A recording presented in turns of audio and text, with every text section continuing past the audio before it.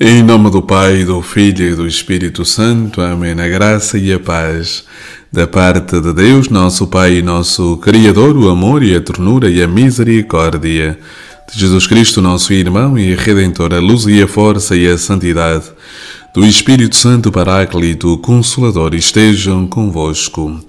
Bendito seja Deus que nos reuniu no amor de Cristo. Caríssimos irmãos e irmãs, sejam todos muito bem-vindos ao programa Palavra para o Teu Dia da Comunidade Lux Divina, e onde você está na circunstância concreta do seu dia com ideias claras e distintas. Ora conosco, neste dia em que a Igreja celebra a memória obrigatória de São Paulo Mique e companheiros mártires, ora conosco ao Deus da vida.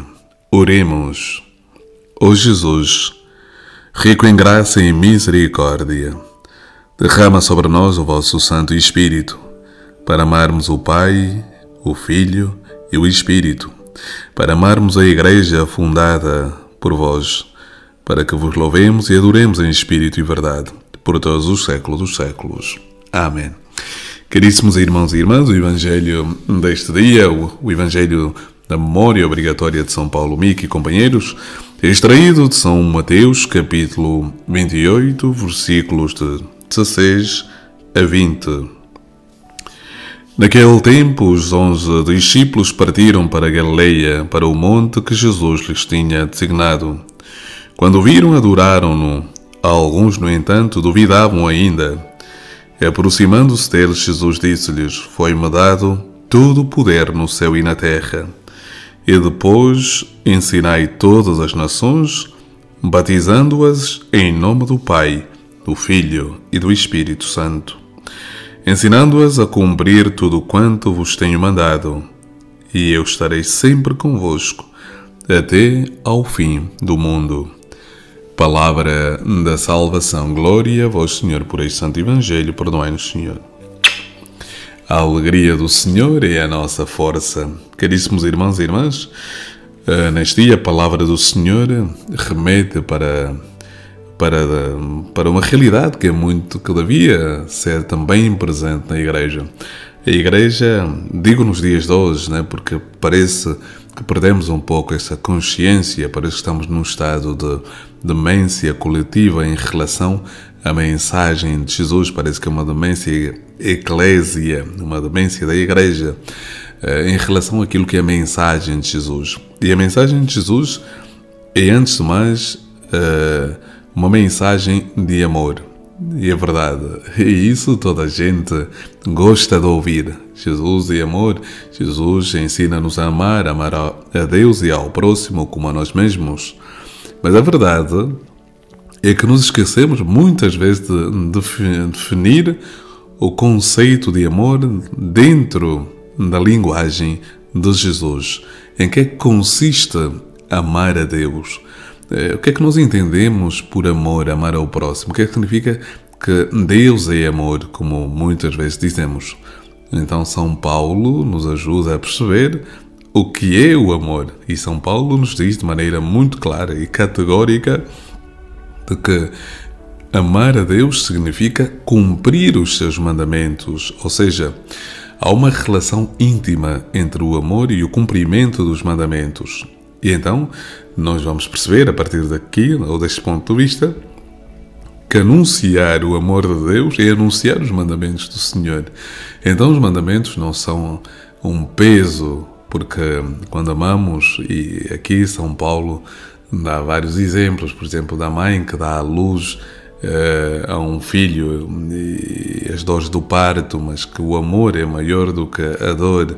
E aqui podemos dizer exatamente a mesma coisa. O amor supera o sacrifício, porque o sacrifício é a expressão do amor. Ou seja, supera o sacrifício entendido como peso, como desgaste, e entramos na dimensão de entender o sacrifício como entrega, como oblação, como dádiva, como consequência de um coração que ama. E este é o verdadeiro sentido do amor. Então, entremos e adentremos-nos nesta linguagem. Jesus está com os 11 discípulos, ou seja, os 11 discípulos partiram para a Galileia, tal como Jesus os indicaram, para o monte que Jesus tinha designado. Ou seja, é importante percebermos isto. Os discípulos não vão porque querem, Em que sentido? Não vão porque pensaram, imaginaram e então põem-se a andar por aí. Não. Os discípulos vão cumprir aquilo que Jesus estabeleceu a priori. Ou seja, Jesus estabeleceu que eles fossem para o monte e então eles vão cumprir o mandamento de Jesus. E já está aqui a palavra obediência. É fundamental na relação com Deus. Não se pode ter uma relação autêntica com Deus sem entrarmos na compreensão desta palavra, da palavra obediência. Eles obedecem ao mandato, ao mandamento de Jesus de irem até ao monte. E quando eles veem a Jesus, eles adoram-no, ou seja, o adorar. Ou seja, só Deus merece adoração. E aqui é incompreensível como muitas seitas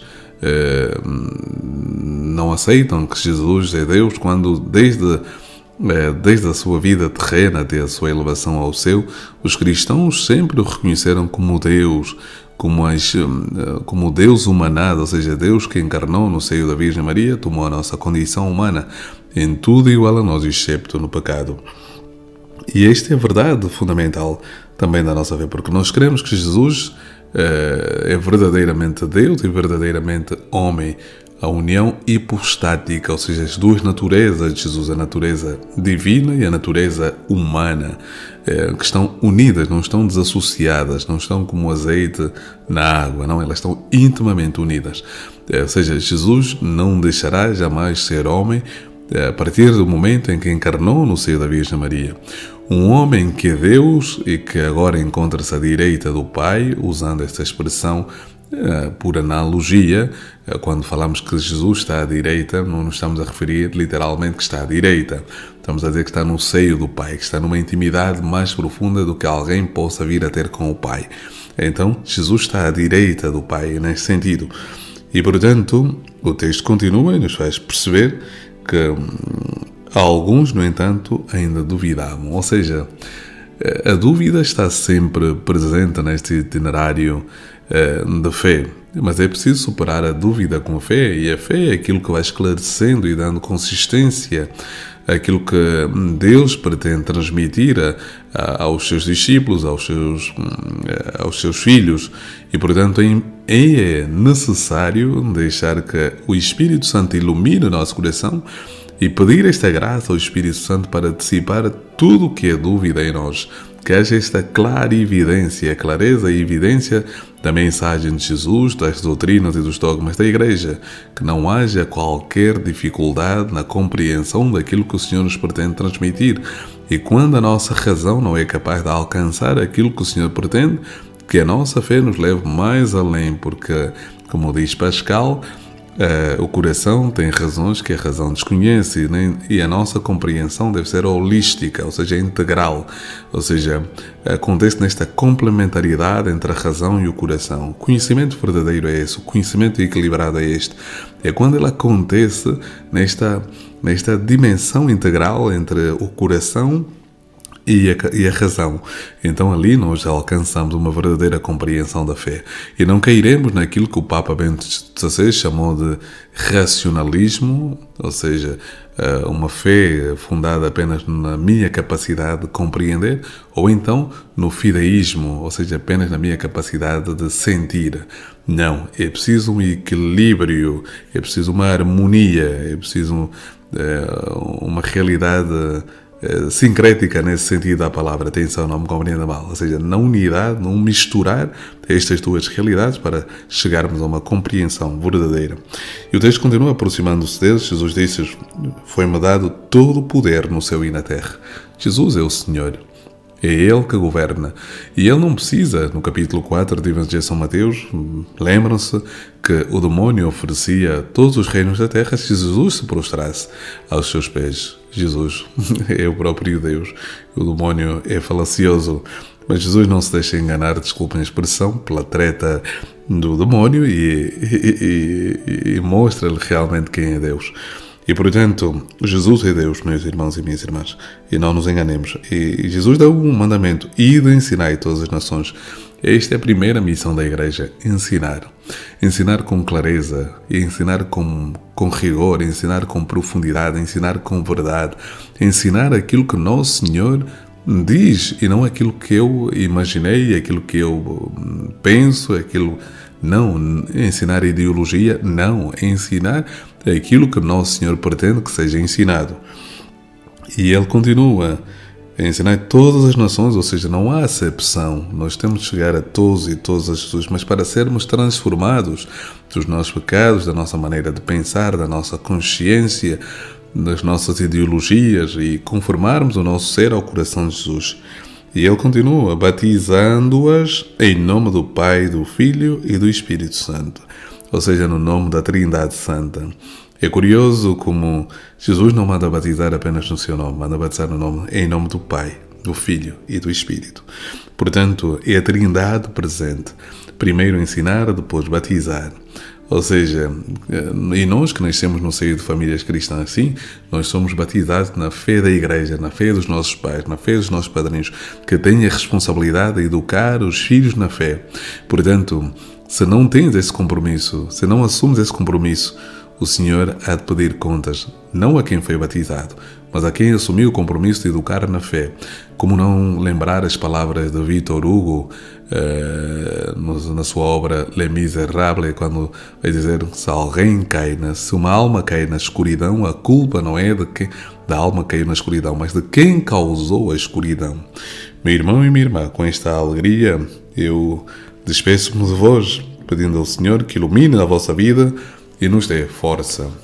O Senhor esteja convosco, Ele está no meio de nós. Abençoe-vos Deus Todo-Poderoso, o Pai, o Filho e o Espírito Santo. Amém. A alegria do Senhor é a nossa força. Amém.